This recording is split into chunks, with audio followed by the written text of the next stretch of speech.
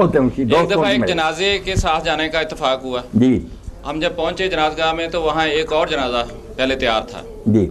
और उसके साथ जो मौलाना आए हुए थे उन्होंने जनाजा पढ़ाने से पहले कहा कि जी मैं आपको इस तरीके से जनाजा पढ़ाऊँगा जी कि वो बुलंद आवाज़ में होगा, उसकी दुआएं जो है बुलंद आवाज़ में होंगी, ठीक, मतलब जैसे अहले हदीस पढ़ते हैं जी।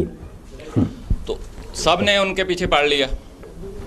उसके बाद दूसरा जनाजा जो तैयार था वो उसको आगे लाया गया। तो मैंने कहा कि जी अब आप एक जनाजा जो है आहिस्ता आवाज़ में भी पढ़ा दें जैसे दूसरे सुन्नी पढ़ते हैं। वो कहते जी नहीं इसका जनाजा आप पढ़ाएं। मुझे मेरी तरफ उन्होंने इशारा कर दिया। मैंने उससे पहले कभी जनाजा नहीं पढ़ाया था। मैंने कहा ठीक है आ जाओ मैं पढ़ा देता हूँ, पढ़ा दे, और मैंने पढ़ा दिया।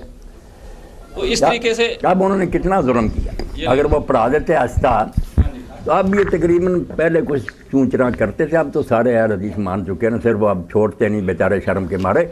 वरना वो दावा के मुफ्ती हैं मुबशर अहमद रब्बानी वो भी लिख चुके, सारे लिख चुके कि यार हुजूर का जो फरमान है ना कौली ज़ुबान से जो तरीका सिखाया उसमें जब साफ कहा कि पहली तकबीर के बाद सूरह फातिहा पढ़ो सिर्रन फी नफ्सी, छुपा कर अपने दिल में। दरूद शरीफ कभी बुलंद नहीं पढ़ा गया, दुआएं नहीं पढ़ी गई, सिर्फ इब्न अब्बास ने एक मरतबा सूरह फातिहा पढ़ दी तो क्या असर हुआ? उसी वक्त लोगों ने हाथ पकड़ लिया कि ये आपने क्या किया, जनाजा तो ऊँची नहीं पढ़ा जाता।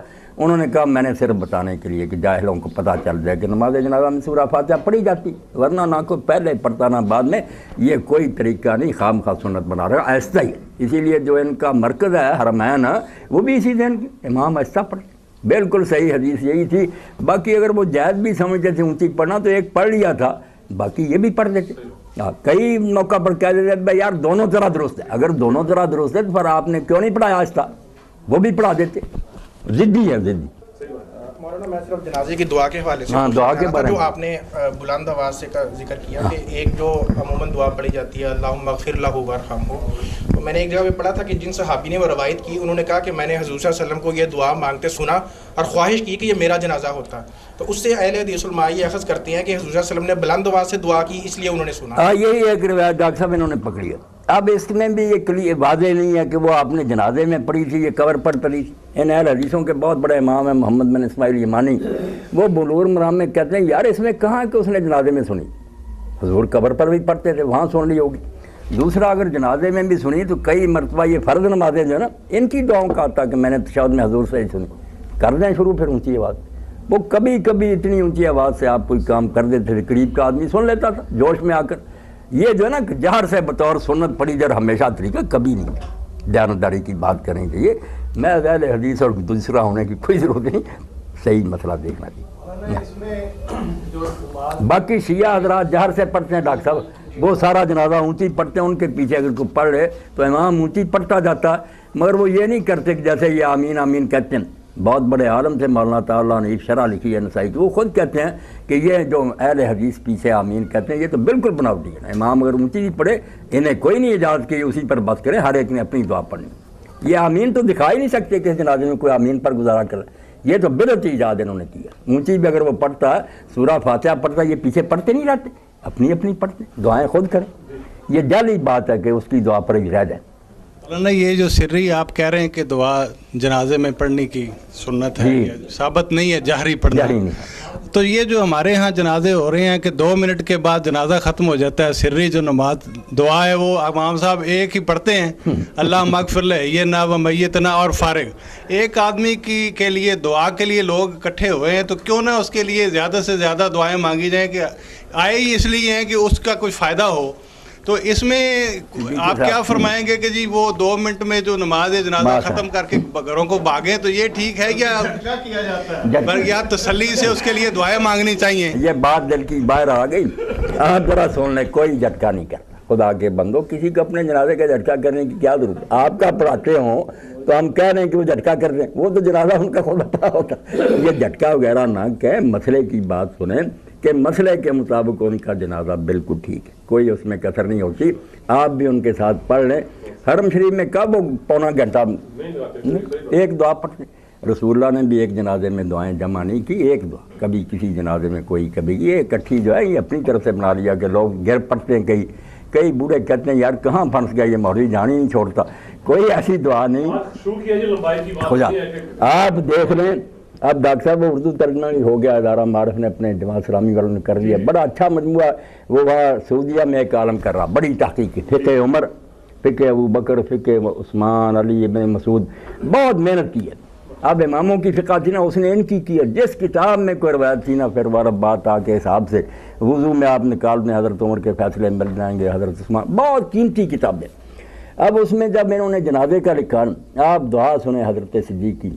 ہم رسول اللہ کی دعاؤں کے بھی پابند نہیں ہیں, وہ نمونے ہیں, ہر شخص اپنے طریقہ سے دعا کر سکے جو وہ مناسب سمجھے. یہاں پابندیاں نہیں, غلط بات ہے کہ طواف میں یہ کریں وہ کریں, ہر آدمی کو چھٹی ہے. وہ نمونہ حضور نے ایک دے دیا کہ یہاں تم دعا کر سکتے ہیں جو ہمارا جی چاہے. اب صدیق اکبر رضی اللہ عنہ کی دعا سنیں, کتنی چھوٹی ہے. ڈاکٹر صاحب تو جھٹکا ہی کہیں گے, میں کہتا ہوں اس کے بعد لمبی دعاؤں کی ضرورت نہیں. اللہ عبدو کا اسلم الاہل والآل والعشیرہ والذنب عظیم وانت الغفور الرحیم.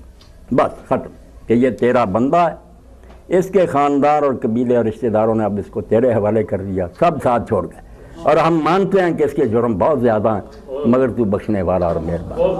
کوئی کسر رہ گئی؟ آپ 1000 دن لگے رہیں, کیا بیان کریں؟ یہی کہیں گے کہ اللہ تیرا بندہ ہے, کوئی دخل نہیں دے سکتے. اللہ عبدوں کا اسلم الاہل والآل والعشیرہ, جن پر اس کا بھروسہ تھا وہ آل قبیلہ خاندان اب اس کا ساتھ چھوڑ گئے. تیری عدالت میں پیش ہے, والذنب عظیم, گناہ واقعی بڑے ہیں, وانت الغفور الرحیم. اس لیے نہ کہیں جھٹکے, نہ کوئی اور بات ہے, خدا کے لیے سب کی بات توجہ سے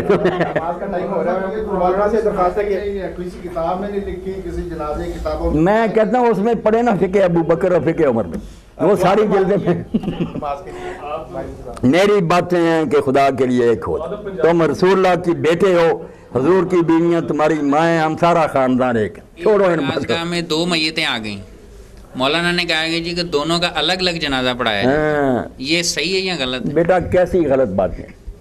حضرت عمر رضی اللہ تعالیٰ عنہ کے گھر تھی حضرت علی رضی اللہ کی بیٹی, حضرت فاطمہ کے بطن سے, ام کلثوم اس کا نام تھا. اس سے ایک بچہ بھی پیدا ہوا, زید, ایک بچی بھی پیدا ہوئی.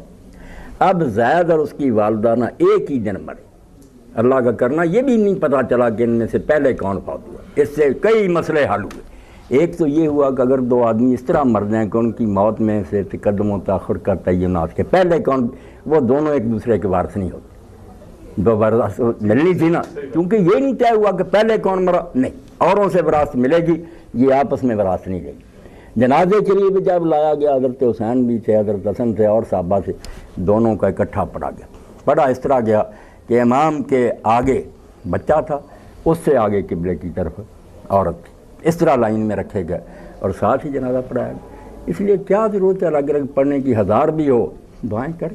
اس جنازے میں تو مولانا بہت شدید بحث ہو گئی تھی. بحث پھر بے علمی سے ہوتی ہے.